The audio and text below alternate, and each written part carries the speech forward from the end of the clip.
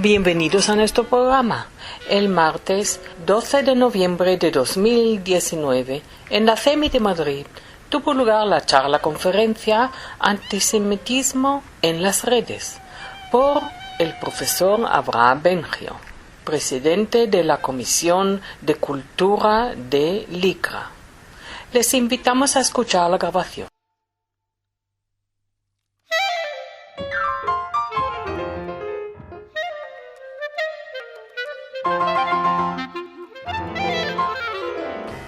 Tenemos el placer de tener entre nosotros este año también, y ojalá que sea todos los años, nosotras encantadas y con temas tan diversos. El año pasado era Bel Diseñar, un tema absolutamente fabuloso, y Abraham forma parte de la Dirección General de la LICRA y es director de cultura dentro de la organización.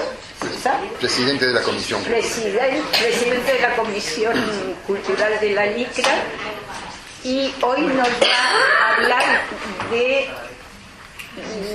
del odio en las redes. Es un tema que todas sufrimos y vivimos día a día, y el especialista es él, y le doy la palabra. Gracias.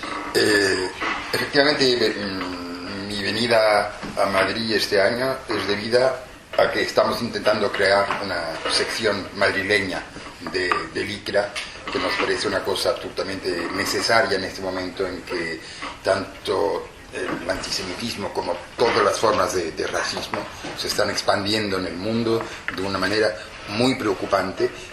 LICRA, no vuelvo a detallar, pues ya lo hablamos el año pasado, pero es la decana de las asociaciones antirracistas en Francia, obviamente, en Europa probablemente, y dicen que del mundo, no lo he verificado, puesto que LICRA nació en los años 20, en 1920, como una organización que luchaba contra los pogromos en Ucrania, etcétera, y luego contra el antisemitismo en general, bajo el nombre de LICA, Liga Internacional contra el Antisemitismo, y que muy rápidamente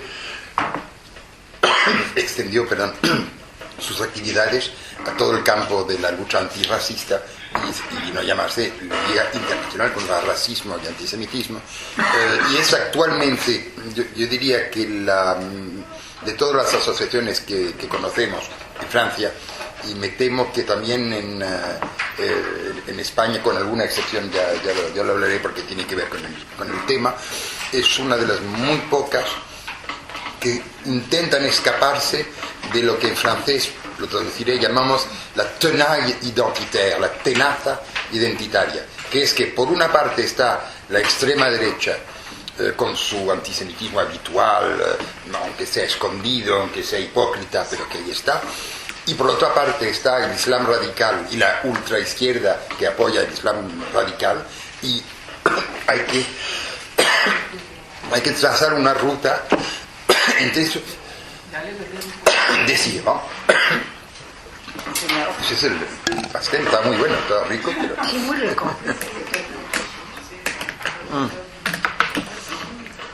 No te quiero interrumpir, pero sí. Es que me chocó, que ya lo dijiste ayer. Para ti la extrema derecha es antisemita por ideología, mientras que la extrema izquierda lo es solo porque es islamista.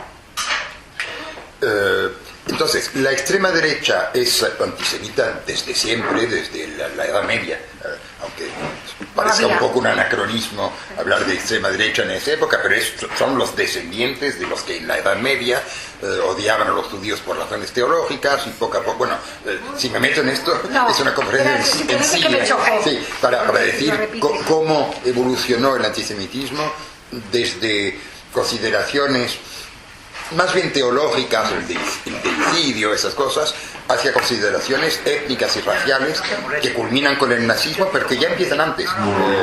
En la España de la Inquisición nace el tema, como decía un historiador, cuando eras judío y estabas en esas situaciones terribles en plena época de la Inquisición, tenías por lo menos la solución, si se puede llamar eso, la solución de convertirte al cristianismo. Pero cuando ya eras convertido, ya te habías convertido, eras un judío converso, ¿qué más podías hacer? Te odiaban ya no como judío, sino como judío nuevo, o sea, te odiaban por razones raciales, étnicas, te decían que tu sangre estaba contaminada, que ya podías convertirte al cristianismo, lo que quisieras, tu sangre estaba contaminada y había que acabar contigo.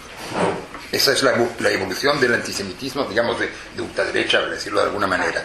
La ultraizquierda, la extrema izquierda, en Francia por lo menos, pero creo que es universal, primero, siempre está buscando quién es el nuevo proletario. Ya los proletarios ya casi no existen, ¿no? Es una categoría social en sí que ya está desapareciendo. Entonces ellos buscan cuál será el nuevo proletario y han decidido que el nuevo proletario es el árabe, es el inmigrante pobre, víctima de un estigma social por su religión, por su color de piel, por lo que se quiera, su indumentaria, etc. Y han decidido que había que ayudar de todas las maneras posibles al inmigrante, incluso acogiéndose a sus prejuicios y sus estereotipos, y en particular el antisemitismo dictado ya sea por la tradición, una cierta lectura de la tradición coránica, ya sea por el odio a Israel, sencillamente. Entonces la ultraizquierda, pues, por ejemplo, le parece a la ultraizquierda que si niega la existencia o minimiza la existencia de la Shoah, pues eso va a permitir que se mire a Israel con otros ojos, y esto va a ayudar a la causa árabe, etc. Son todas estas razones que no son teológicas, obviamente, que no son de la misma índole que el antisemitismo de la ultraderecha, pero que funcionan igual y que nos encierran en esta tenaza identitaria de la cual hablaba, de la cual es muy difícil escapar. Si te escapas por la derecha, caes en las garras del Rassemblement National en Francia y tantos otros partidos o grupúsculos identitarios, y si te escapas por la izquierda, caes en las garras del señor Mélenchon o de otros.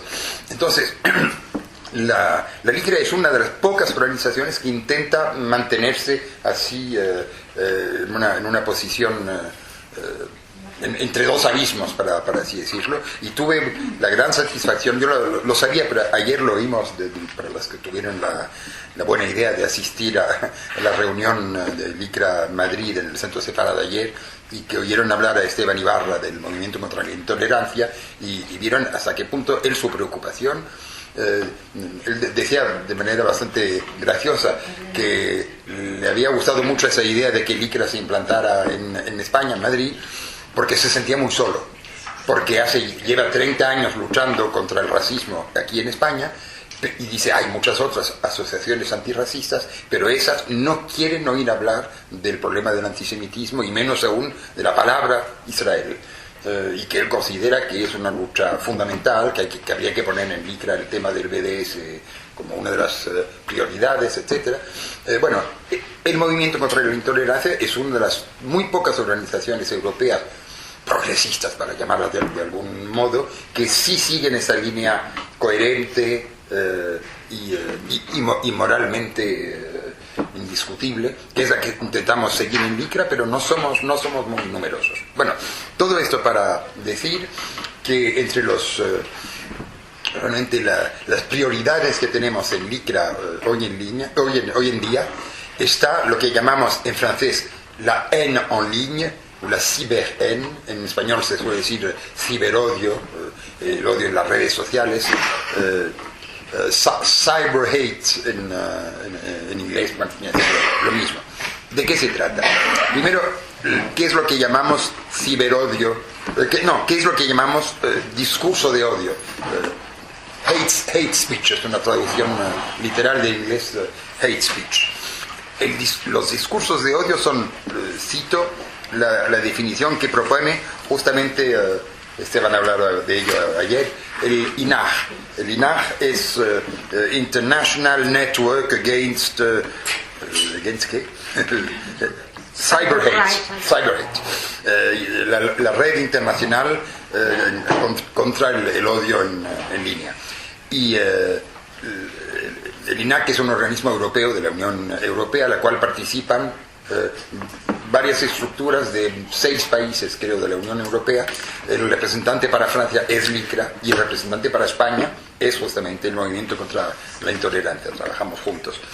Y explican que el hate speech, el discurso de odio, es, lo traduzco directamente del inglés, son juicios intencionales o no intencionales, públicos. Lo que puedas decir en privado es tu problema, no se te puede perseguir por eso, públicos, discriminatorios o de difamación, incitación intencional al odio, a la violencia o a la segregación basada, y aquí hay una larga lista, en la raza real o percibida de una persona, de un grupo, su etnicidad, su lengua, su nacionalidad, el color de su piel, sus creencias religiosas o lack thereof, o la ausencia de creencias religiosas, su género, la identidad de género, el sexo, la orientación sexual, las creencias políticas, el estatus social, la propiedad, el nacimiento, la edad, la salud mental, el handicap y la enfermedad. ¿Cierto? Cita todas las discriminaciones. O sea, todos los casos, para decirlo en una sola frase y más clara para nosotros, todos los casos en que alguien es juzgado no por lo que hace, sino por lo que es. Eso es la definición misma de lo que nosotros llamamos racismo. Es cuando a alguien se le juzga no por lo que ha dicho, hecho, por algo mal que se le puede reprochar, sino sencillamente por lo que es. Su género, su edad, su estado de salud, lo que y naturalmente piensa, lo que piensa también. Exactamente. Sí, lo que piensa.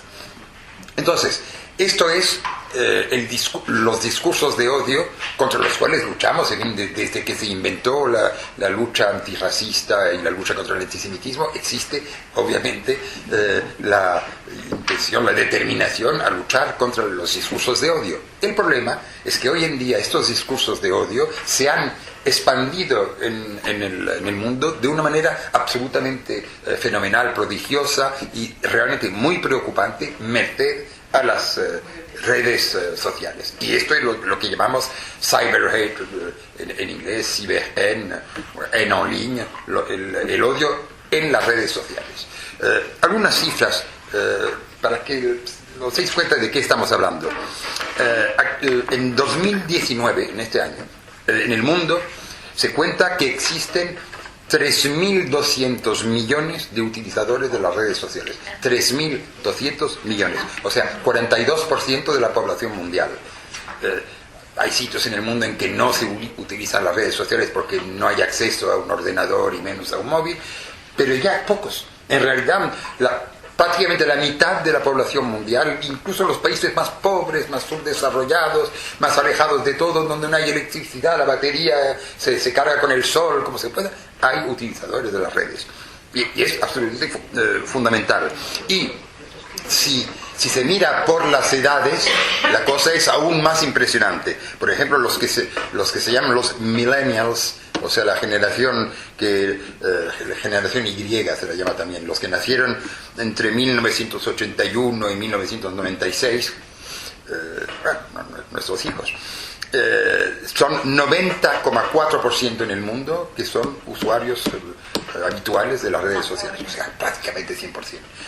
Bueno, no doy más cifras de este tipo, es para explicar que se trata de un fenómeno mundial, absolutamente universal, y que no hay manera de escapar de él, es masivo. En 2018, hablando ya de los discursos de odio, a la escala mundial, en el 2018, hablando de una de las principales redes sociales, Twitter, sobre Twitter, no únicamente LICRA, quiero decir, todos los que luchan contra los discursos de odio en las redes, hemos tenido que señalar 3 millones de contenidos de odio, 3 millones de mensajes, absolutamente, y cuidado, que nosotros no señalamos un mensaje en Twitter como mensaje de odio si únicamente no nos gusta, porque eso sería realmente muy peligroso. Si cada vez que alguien publica algo en Twitter y no te gusta, si lo señalas como mensaje de odio, al cabo de la tercera vez ya no te creen y no te hacen caso. Entonces, antes de hacer un señalamiento, lo miramos con mucha consideración. Pues con todo y con eso, 3 millones de mensajes han tenido que ser señalados. Facebook ha tenido que tomar medidas contra cerca de 11 millones de contenidos. Tomar medidas, o sea que les han señalado muchísimos más en Facebook, pero ya en algunos casos han dicho, bueno, esto efectivamente es insoportable y lo han suprimido. YouTube en el último trimestre un trimestre, 3 meses, en el último trimestre de 2018, YouTube suprimió 16.600 cadenas. Digo bien cadenas, no sé si conocen un poco el funcionamiento de YouTube. En YouTube hay vídeos, pero esos vídeos muy a menudo están dentro de cadenas, y una cadena puede tener centenares o miles. Una persona, por ejemplo, crea su propio YouTube y cada día va difundiendo vídeos en esa cadena. Pues ha tenido que suprimir YouTube cerca de 16.600 cadenas que constituyen 49.600 vídeos en un trimestre, que eran cosas absolutamente insoportables de antisemitismo repugnante, de racismo espeluznante, en fin, vídeos que incitaban a la violencia, al extremismo violento.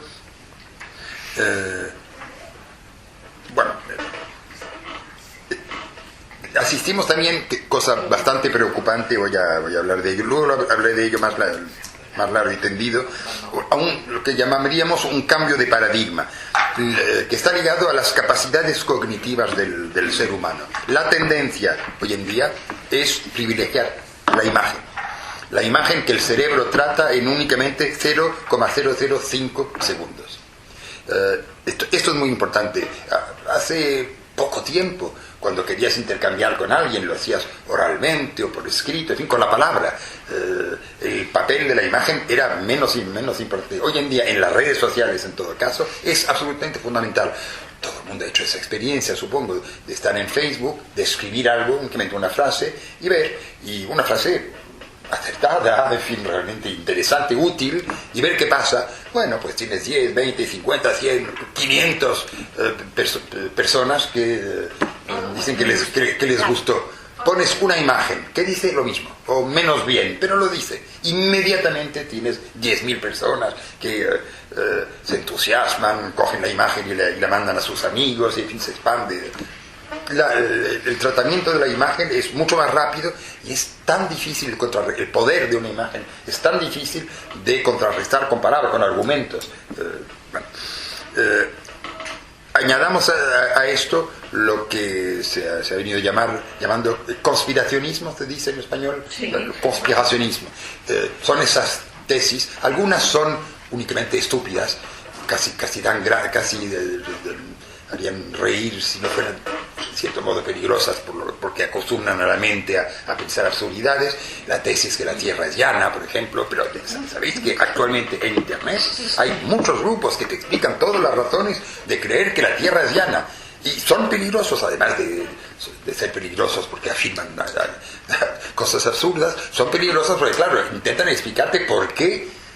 ¿Quién tiene interés a hacerte creer que la Tierra es redonda? Los americanos, los judíos, obviamente, etcétera.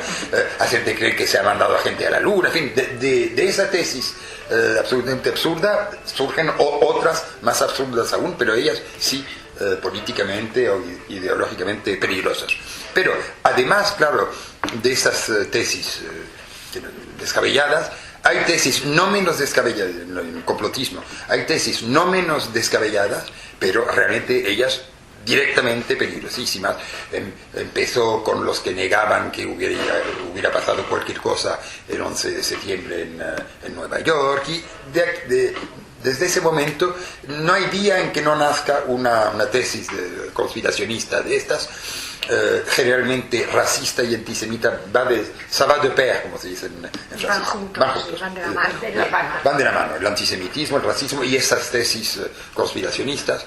Les recomiendo, si leen francés, un librito que se lee rápidamente, bastante bien escrito y gracioso, de un amigo, además se llama, yo lo voy a hacer circular, Rudi Reichstadt, que publicó en Grasset hace unos meses L'opium des imbéciles, el opio de los imbéciles, que es sobre la crítica del complotismo, del conspiracionismo. Muy bien hecho, con muchos ejemplos que de vez en cuando te llevas las manos a los pelos de cómo puede ser que gente sea capaz de crear esos mitos y sobre todo que muchas gentes sean capaces de creérselo y de difundirlo. Exactamente. Porque es tan fácil dar del mundo una explicación sencilla, coherente, que no choque con tu propia ideología o tus propios estereotipos. Y eso es realmente muy peligroso en cuanto esto se conjuga, si se puede decir, con la potencia de Internet y de las redes sociales.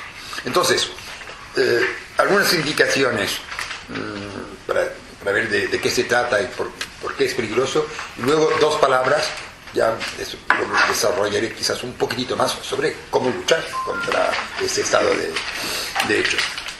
Primero, sobre las principales plataformas.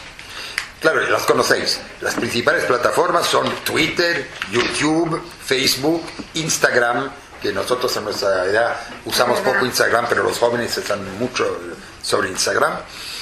Pero ahora hay muchísimas otras. No os doy los nombres porque ni os dirán nada, yo mismo los he descubierto. Pero ¿por qué son importantes? Porque actualmente las grandes cadenas, las grandes plataformas internacionales están empezando a reaccionar.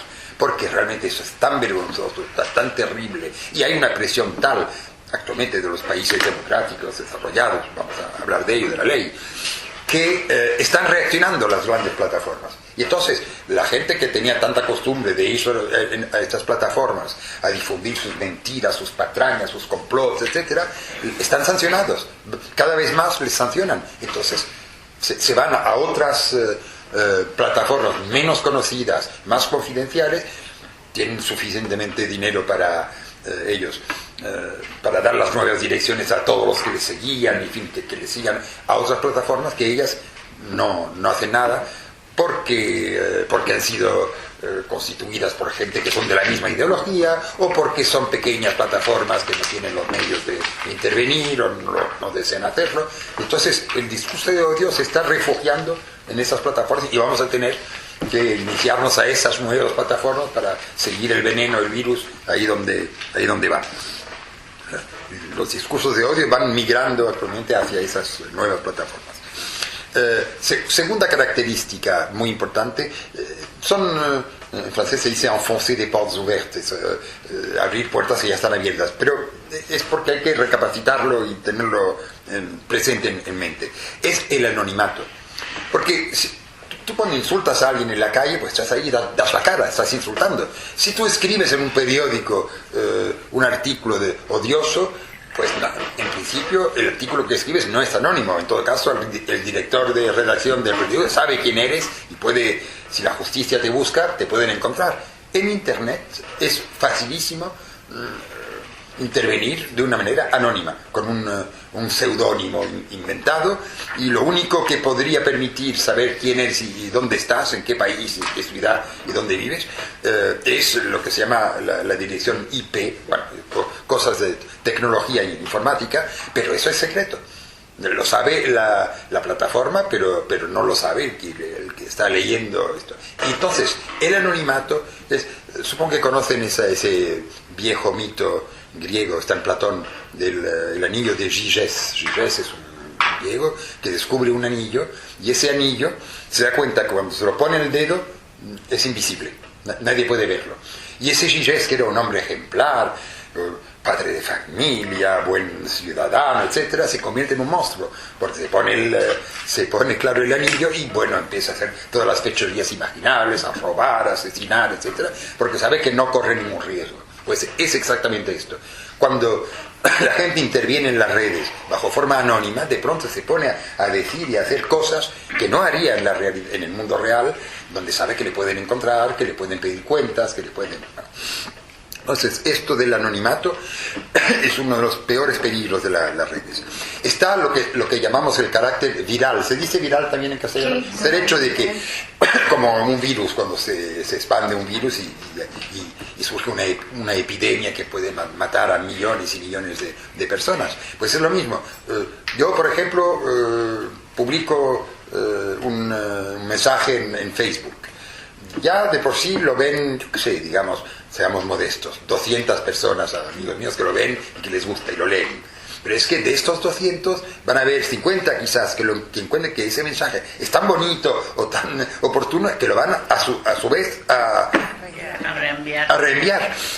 Y así, en poco tiempo, un mensaje único puede llegar a decenas de miles, a centenares de miles de personas. Eso es el carácter viral, que eso no existe en ningún otro. Tú te lees un libro y te dices, ¿qué libro más bueno? Esto mis amigos tienen que leer.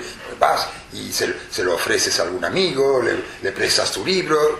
Puede así, de bouche à oreille, como se dice en francés, de poco a poco el libro puede abrirse camino, pero no tiene nada que ver, evidentemente, con la velocidad a la cual puede ir Internet.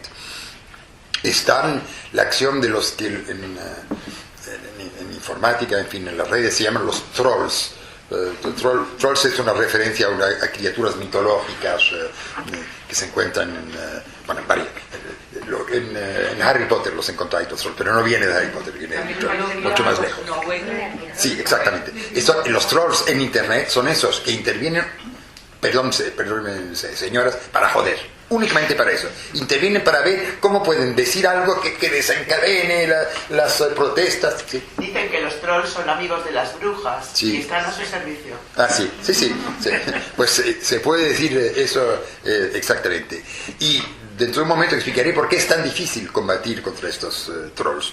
Y el resultado es la audiencia absolutamente increíble, por ejemplo, de un sitio como Égalité et Réconciliation, Igualdad y Reconciliación. Qué bonito, ¿no? Igualdad y Reconciliación. Es el sitio de Alain Soral, uno de los peores antisemitas y racistas de extrema derecha hoy en día en Francia.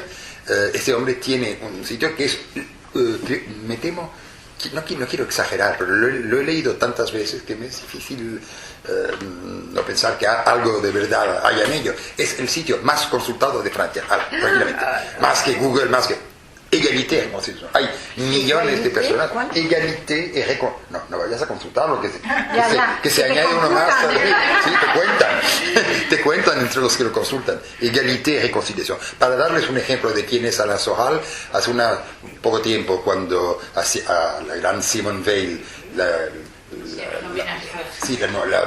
pusieron en el Panteón, que es el lugar donde Francia pone sus héroes nacionales, sus glorias nacionales, le explicó, y a su marido, y Alain Soral explicó que el Panteón se había vuelto un déchetterie cachère, un vertedero cachère, un sitio para tirar las basuras cachère.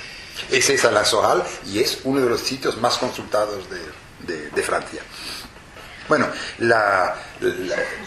el blanco, por así decirlo, del ciberodio, ya sabéis, son los judíos, los negros, los árabes, lo que llamamos en Francia les roms, aquí se diría los gitanos, los inmigrantes, las minorías sexuales, los francmasones. Bueno, aquí últimamente los francomasones no se habla mucho. Pues en Francia regularmente no es la sigla principal, pero regularmente salen, generalmente asociados a los judíos, asociados exactamente a contubernio, asociados a comunistas, o lo que sea. Es verdad. Y claro, el público privilegiado, y es lo que más nos preocupa, con eso termino esta revisión. No, hablo de la revisión únicamente de los temas. Lo que más nos preocupa es que el público privilegiado de estas redes sociales son jóvenes generalmente, los mismos que se van a hacer el yihad porque en una red social se encontraron con uno que les habló de las vírgenes y de lo bonito que es Daesh y cómo se vive en Daesh, etc. Y se van a Siria a hacer el yihad.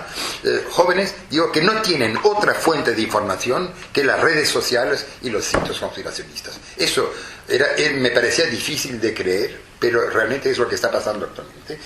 Estos jóvenes no leen periódicos, no compran ni leen lo que nosotros llamamos periódicos, de derecha, de izquierda, no importa. Deberían leer periódicos que argumentan, que hacen revisión de sus fuentes, que no afirman generalmente cosas sin haber verificado de qué se trata, etcétera. No leen. No miran la televisión, miran pantallas, claro, pero no la televisión, o sea, las cadenas que tienen un servicio editorial, o sea, gente que verifica, que no da una noticia así sin informarse. No. Están únicamente en las redes sociales y así se informan. Lo que sabe, yo que sé, las noticias que dieron esta mañana sobre Israel y lo que está pasando, las tenéis porque leéis periódicos, escucháis la radio. Bueno, estos jóvenes en absoluto, lo que saben a la hora en que estamos hablando de lo que ha pasado esta mañana en Israel, lo saben únicamente de lo que les dicen las redes sociales, sus redes sociales. Ya pueden imaginar qué clase de noticias o qué interpretación de las noticias pueden encontrar en estas redes sociales o en estos sitios conspiracionistas. Todo esto para explicar por qué es hoy en día, y por eso para LICRA es una preocupación absolutamente prioritaria, es hoy en día la principal amenaza que debemos intentar combatir. Entonces, ¿cómo luchar? Esta es la segunda parte, no tomará demasiado tiempo, pero ¿cómo luchar contra estos mensajes de odio? Bueno, la primera tentación, para así decirlo, y que claramente hay que poner en obra, es no dejar pasar nada. Y por eso paréntesis, por eso necesitamos militantes, benévolos, gente que estén listos, dispuestos a consagrar horas de su jornada en las redes sociales, a buscar, en cuanto encuentran un mensaje, contestar, en fin, no dejar que se apoderen del campo, de la palabra. Y cuanto más organizados y más numerosos seamos, mejor será. Pero no nos hagamos ilusiones. Rebatir un post, como se dice, complotista, es muy largo. Un animal, un imbécil puede venir a explicar que la Tierra es llana y se queda tan pancho, le ha pedido la redacción de su mensaje 10 segundos, ha dicho una cosa absurda y se va. Si tú tienes que contestar a eso, no para convencer a alguien que ya está convencido, que sabe que la Tierra es redonda y por qué, etcétera, no, convencer a un imbécil que cree, porque lo ha leído, que la Tierra es llana. Hombre, hace falta tiempo, argumentos, conocimientos científicos, porque es, como se dice en ciencia o en psicología, es contraintuitivo. La intuición nuestra de seres que medimos 1,70 m, 1,80 m como mucho, es que la Tierra es llana, la vemos así. Cuando nos explica que no, que es redonda, bueno, no sé si se acordarán cuando erais pequeñitas, la primera vez que os explicaron eso parece extraño, parece raro. Bueno, y los que están de la otra parte, ¿cómo es que no se caen? Bueno, etcétera. Entonces hace falta tiempo y reflexión para refutar un post de odio o de negación de la realidad, etcétera. Y en cuanto te has tomado el tiempo y la energía y la inteligencia necesaria para contestar a un post de esos, te surgen 10. Aquí están los trolls, que no te lo dejan pasar, que se burlan de tu respuesta y que les es muy fácil burlarse porque dicen que ellos no tienen por qué atenerse a la realidad, no se rigen por el principio para hablar como Freud, no se rigen por el principio de realidad, sino por el principio de placer. O sea, si les gusta lo que has dicho, están muy contentos. Si no les gusta, pues te dicen que no les gusta, pero no te dan el trabajo de explicar por qué, de reflexionar. Únicamente van rebatiendo todo lo que tú estás diciendo. Y a veces os aseguro que no es broma, a veces con Stéphane Nivet, que es el director de la comunicación de LICRA, que es particularmente activo en las redes para rebatir todo esto y luchar, y a veces me dice, oye, este mensaje, ¿qué hago? Yo, si no contesto, igual es tan ridículo, tan absurdo, igual dentro de 2 días ya nadie lo leerá. Y si respondo, se va a desencadenar. Yo estoy solo, no puedo solo. Como sabes, en esas batallas medievales donde se ve al caballero prácticamente solo contra 10.000 saracenos o 50.000 saracenos, y él va a luchar, pero ya sabemos que va a perder, que algún momento va a caer muerto. Él sigue como un héroe, pero en fin, el combate es demasiado desigual para que pueda prosperar. Entonces, no queda más que otra solución, que es la que estamos intentando hacer avanzar, que es responsabilizar a las plataformas numéricas, o las plataformas digitales. O sea, escribir y votar en los parlamentos una ley que obligue a las plataformas a suprimir estos juicios, estos mensajes de odio, bajo pena de sanciones muy importantes, y a suprimirlas rápidamente. He explicado lo de la contaminación viral. Un mensaje de esos, o lo suprimes en 24 horas, o ya no vale la pena, porque ya se ha ido a todas partes, se ha difundido, es como metastasis en ciertas enfermedades, ya no puedes luchar contra esa proliferación. Y entonces, los que han empezado, podéis imaginar fácilmente por qué, fueron los alemanes. Los alemanes en enero del 2018 ha entrado en vigor en Alemania una ley titulada Ley sobre la mejora de la aplicación de la ley en las redes sociales. Es una sola palabra en alemán, como suele ocurrir, ¿sabéis esas palabras alemanas? Netzwerkdurchsetzungsgesetz. Créanme, los que no hablen alemán, créanme, tómenme por la palabra, que es ley sobre la mejora de la aplicación de la ley en las redes sociales. En todo caso, la ley alemana que se ha votado obliga a las redes sociales a retirar en 24 horas un contenido manifiestamente de odio. Las palabras son importantes, jurídicamente su definición es importante. ¿Qué significa? Significa que sí, tienen que ser gente no únicamente de buena fe, sino competentes, que saben de qué va la cosa. Entonces se dirigen a asociaciones especializadas en estos temas. El LICRA, por ejemplo, en Francia, tiene ese estatus de, se dice en inglés, no sé, así, trusted flaggers, señaladores de confianza, gente que señala con confianza. O sea, si alguien del LICRA dice, cuidado, esto es un mensaje horrible, hay que suprimirlo, se le cree. Básicamente, luego hay que verificar, claro, ¿no? Pero es un trusted flagger.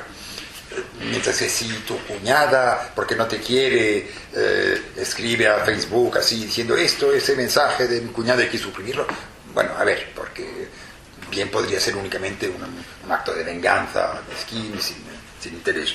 Entonces, lo que dice la ley es que si esas personas de confianza señalan a Facebook, que hay aquí un mensaje que es absolutamente ilegal, manifiestamente odioso, Facebook tiene 24 horas para suprimirlo. Es muy poco tiempo. Y son los millones y millones y millones de mensajes que se intercambian en Facebook. Esto obliga a las plataformas a reclutar muchos y muchos y muchos consejeros que están mirándolo todo constantemente y que reaccionan. A veces ya están reaccionando antes que nosotros. O sea, ellos mismos ven que hay manifiestamente eso no se puede decir y lo quitan. Antes que se lo pidamos, lo quitan. Lo demás, bueno, lo quitan cuando se lo pedimos. Si no lo han retirado en 24 horas, por ejemplo, puede ser porque no están equipados para ello, y entonces pues está muy mal, deberían equiparse, reclutar más gente, trabajar. Puede ser porque consideran que ese contenido no es ilegal y no ven por qué tendrían que retirarlo. De acuerdo, entonces vamos a juicio rápido, ¿eh? Esto es no sé cómo se dirá en castellano, es comparación inmediata, eso se puede hacer en pocas horas. Juicio. Si el juez determina que tiene razón la plataforma, Facebook tiene razón, ¿por qué suprimir ese mensaje? Tampoco, en fin, existe algo muy importante que se llama la libertad de expresión. Paréntesis, el problema de estas plataformas es que la mayoría de ellas han nacido en Estados Unidos. Se rigen según la ley americana. Y la ley americana, como bien sabéis, se rige por la Constitución americana, y hay lo que se llama la primera enmienda a la Constitución americana, que determina que la libertad de expresión es sagrada y total. Si tú no incitas a matar a alguien, si lo que tú dices no conduce, porque lo estás diciendo, a matar a alguien, tienes derecho a decir lo que te da la gana. O sea, en América puedes ser negacionista, es decir, la Shoah no ha existido, las cámaras de gas es un invento de los judíos para financiar al futuro Estado de Israel. Puedes decir lo que te da la gana, nadie te puede perseguir por decirlo. Si dices hay que matar a mi vecino porque es judío, eso ya es un delito y te puede perseguir. Pero si no, la libertad de expresión es absoluta. Entonces, los Zuckerberg y demás responsables de las grandes plataformas no entienden bien por qué tendrían ellos que suprimir un mensaje y limitar así la libertad de expresión. Por eso es difícil. Luego, digo que la ley alemana dice que si el juez dictamina que el contenido no era un contenido ilegal, pues bueno, en eso aquí para la denuncia, y bueno, si el juez determina que había que suprimirlo y no lo suprimieron en 24 horas, dos consecuencias. Una, también muy importante para nosotros, la ley obliga a Facebook, si es Facebook, a darnos la identidad de la persona que escribió eso. O sea, levantar el anonimato de la dirección IP. Decirnos que quien dijo eso es fulano de tal, que vive en tal número de tal calle, de tal ciudad, quizás en Australia, porque es internet, o sea, la gente puede... ahí no hay fronteras. Y entonces podemos perseguir a esa persona, y de pronto esa persona que creía que bajo el anonimato de Facebook él podía decir cualquier cosa, pues no, en algún momento la patrulla, como se dice, le coge y tiene que rendir cuentas. Y segunda consecuencia, no menos interesante, la plataforma que no ha quitado el contenido ilegal en 24 horas y que el juez decide que sí hubiera tenido que quitarlo, puede ser condenada a penas, a multas evidentemente importantísimas, porque ustedes comprenderán que si se condena a Facebook a una multa de 10.000 euros, ni se dan cuenta de para qué van a reclutar centenares y centenares de gente, para qué se van a fastidiar el día entero buscando los mensajes que hay que suprimir, si le puede caer de vez en cuando una multa de 1.000, 10.000. No, lo que prevé la ley alemana es multas de hasta 50 millones de euros. Eso ya son sumas que les hacen un poco reflexionar. No les gustaría, sobre todo que pueden ser repetitivas. Una vez, el día siguiente otra, el día siguiente otra. Eso ya les hace reflexionar, porque por más... el proyecto de ley francés, voy a hablar de él dentro de un segundo, dice que la multa puede ascender hasta 4% le chiffre d'affaires. Sí, lo que ganan. Sí. No es exactamente lo que ganan, es mucho más. Es lo que facturan. Sí, es mucho más. No es el beneficio, es lo que facturan. 4% Pues, de la facturación. Sí, 4% de la facturación mundial. Son cifras más o menos equivalentes a las de la ley alemana. Entonces, es por ahora un poco temprano para valorar la eficacia de la ley alemana. Ya hay gente en la ultraizquierda generalmente diciendo que es un horror esa ley liberticida, que va contra la libertad de expresión, que está obligando a las plataformas a autocensurarse y a suprimir muchos mensajes dudosos. No vaya a ser que alguien les diga que hay que suprimirlos. Eso es un peligro. No, hay que ser sinceros. Hay que tener mucho cuidado, porque un día tendremos redes completamente aseptizadas donde nadie se atreverá a decir cualquier cosa que no esté realmente mainstream, como dicen los americanos, en la línea central, porque alguien va a venir y decir esto hay que suprimirlo, es un atropello, hay que quitarlo, etcétera. Es un problema. Pero bueno, por ahora no estamos en eso. Pero de aquí a un año o dos ya podemos intentar ver si ha bajado el nivel de agresividad y de violencia racista, antisemita, etcétera, en las redes sociales en Alemania. Pero por ahora no lo sabemos. Y en Francia hay un proyecto de ley llevado por una diputada. da la casualidad que es mi diputada, quiero decir que es la diputada del arrondissement de París donde yo vivo, Laetitia Avia. Pero bueno, y Laetitia Avia ha hecho un proyecto de ley que se inspira mucho de la ley alemana, que ya ha pasado en Francia, no sé si conocéis el proceso legislativo, cuando el gobierno naturalmente puede presentar leyes, es su función, pero los diputados, si son bastante numerosos, pueden presentar un proyecto de ley. Esa ley es primero examinada, ese proyecto es primero examinado por la Asamblea Nacional.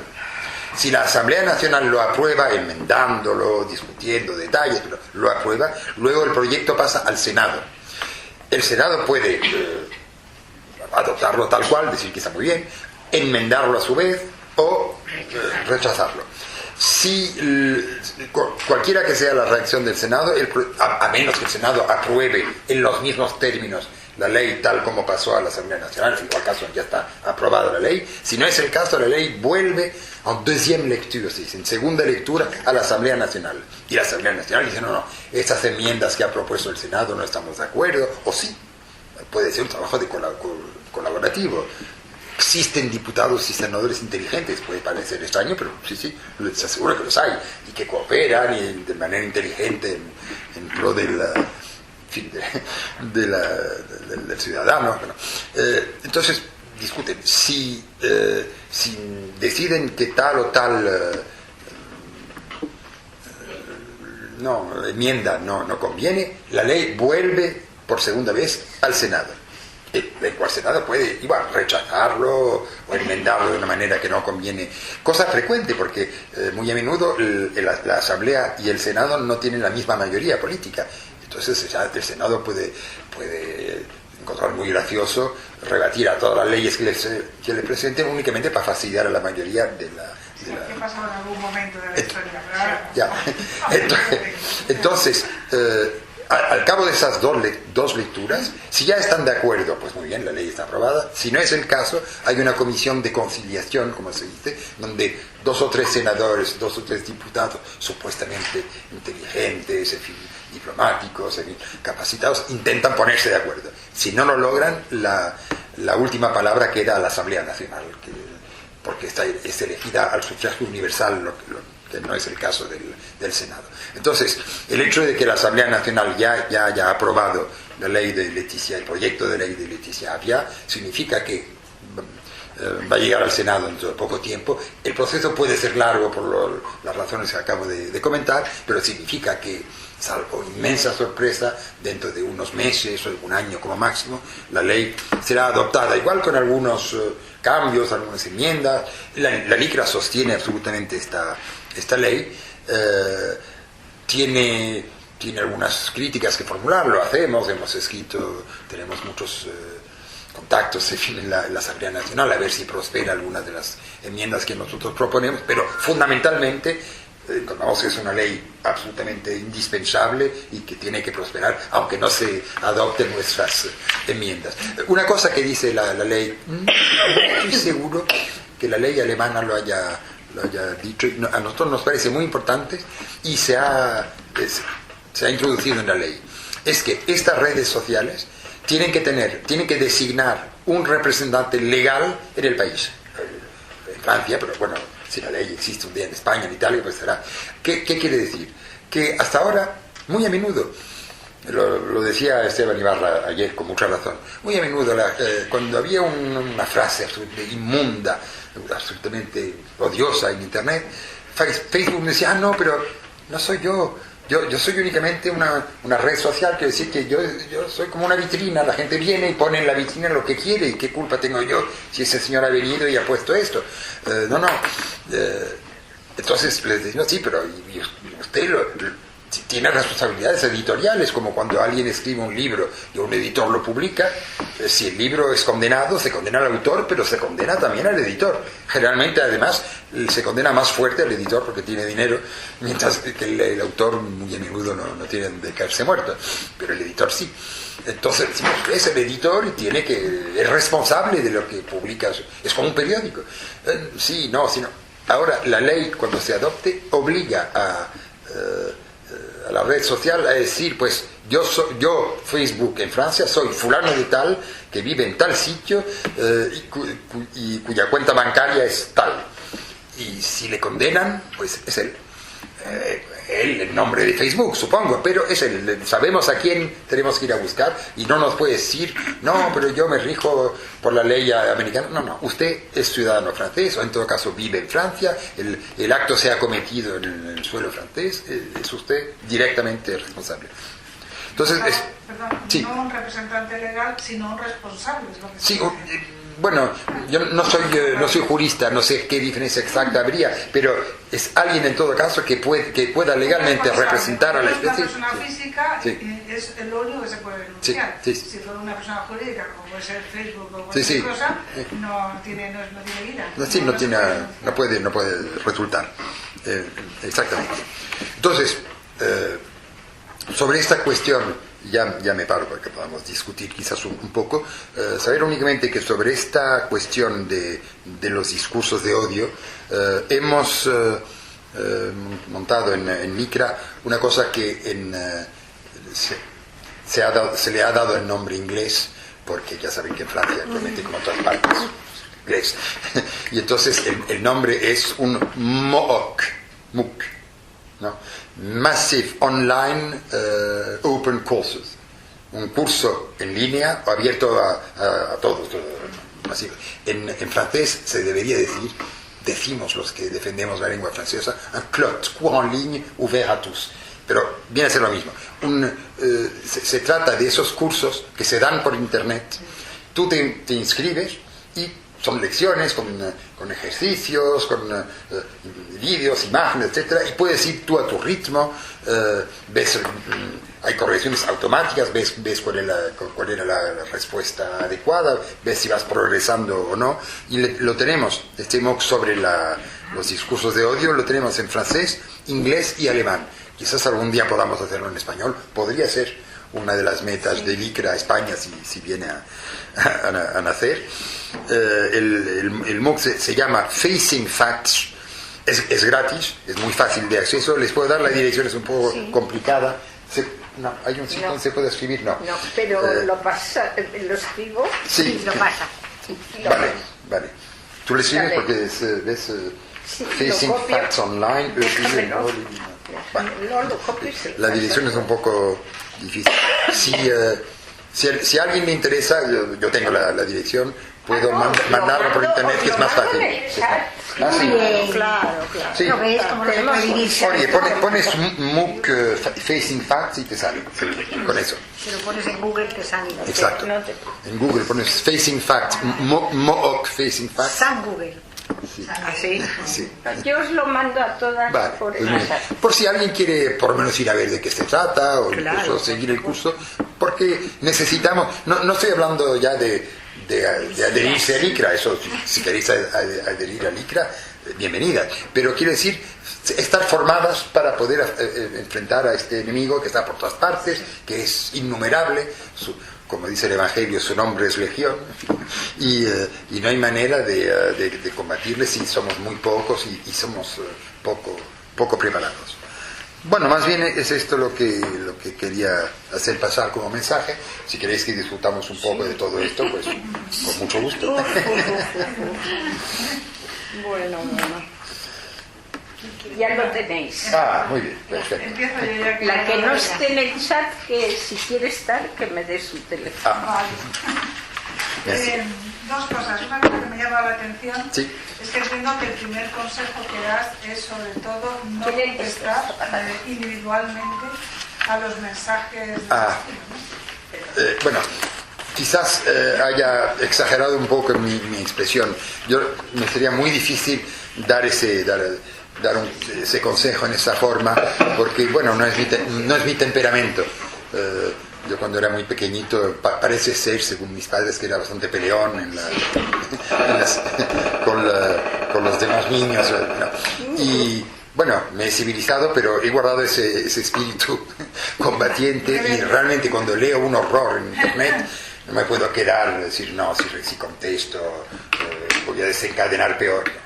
No, claro que hay que contestar. Lo que quiero decir es que no basta. y que muy a menudo incluso es desesperante porque contestas, te tomas el tiempo de pensarlo, te buscas una fórmula asesina, una fórmula irónica, una cosa que le vaya a dejar al otro a la altura de un zapato, como decimos. Le contestas y resulta que 10 minutos después, tú que creías que el hombre había muerto, por lo menos había suicidado, de vergüenza de lo que le habías tú contestado, no se ha suicidado, te ha contestado otra absurdidad y 40 amigos se han sumado a él para decirle, sí, claro, que nos escribe es un judío de Licra, es una... bueno. Entonces, claro, efectivamente es un poco décourageant, en fin, te quita los ánimos.